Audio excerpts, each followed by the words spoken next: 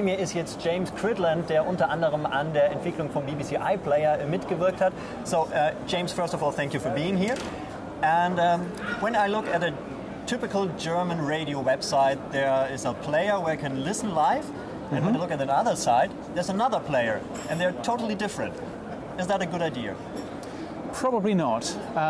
What we've certainly found in the UK is that actually making radio easier to use online is really important. And if you have a look at the radio in your car or your radio at home, then it doesn't matter what radio station you're listening to, the volume control still works in the same way, the tuning button still works in the same way, the power button is still in the same place. And it should probably be like that on the internet as well. So, and many British radio stations joined that player? So yeah, so what we've done in the UK is we've looked at making a uniform radio player, which is called the radio player, and whenever you visit a radio station, whether it's a BBC station, whether it's a private radio station in the UK, and click on that Listen Now button, you get the same nice, easy to use radio experience. And it's working fantastically well for those radio stations which are on it. After only a month, it's had 5.7 million people using it. But I think it's really interesting seeing public radio and lots of private radio stations who all compete normally, working together to make radio easier for people on the internet. Okay, and why did they join it? I mean, as a radio station, I would think, okay, if I'm on the player and the person listens to it, my competitor is just a click away. Indeed, and when they're listening to your competitor, you're just a click away. So actually, it's really interesting.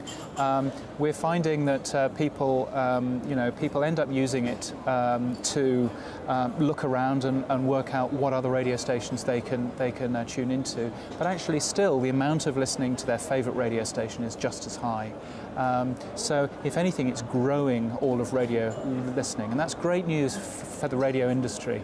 We've got people like Spotify and Simfy who are there trying to take our audience away from us. Let's keep people tuning into the radio because we know how wonderful that is, how wonderful it is to hear from another human being, and let's make it even easier to find great radio on the internet.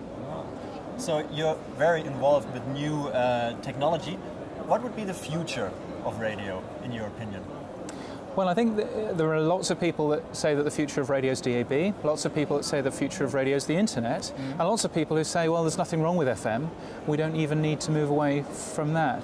I think the future of radio is all of those. I think the future of radio is definitely a multi-platform future, and it's a future where we actually look at how people are tuning into radio, and some people will find it better to tune in over DAB, some people better to tune in over the internet, and FM will still be with us for a long, long time to come. And well, let's talk about small local radio stations. Are there any advantages for a local radio station with new technologies in interacting with the listener or even getting the listener to do something? Tremendous benefits, yes. I mean, everything from if you have somebody coming in and you're doing an interview with them, asking your audience, what questions should I be asking, to getting your audience to go out and give you fantastic content. Quite a lot of people now are very used to adding their photographs onto Facebook and things like that. Actually, if you give them a nice user experience on their mobile phone, which allows them to send messages into the radio station or even interview people in their community, then you'd be surprised how much additional content you can get from people who are already tuning in. Wow. So we've seen a lot of digital improvements and automation. Everything is going automatic now. Is there still a future for human in local radios? I do hope so. I think if you have a look at why people tune into radio, people tune in because there are people there. You know, you're listening to another human being. You have a wonderful shared connection, and you know that there are other people out there as well.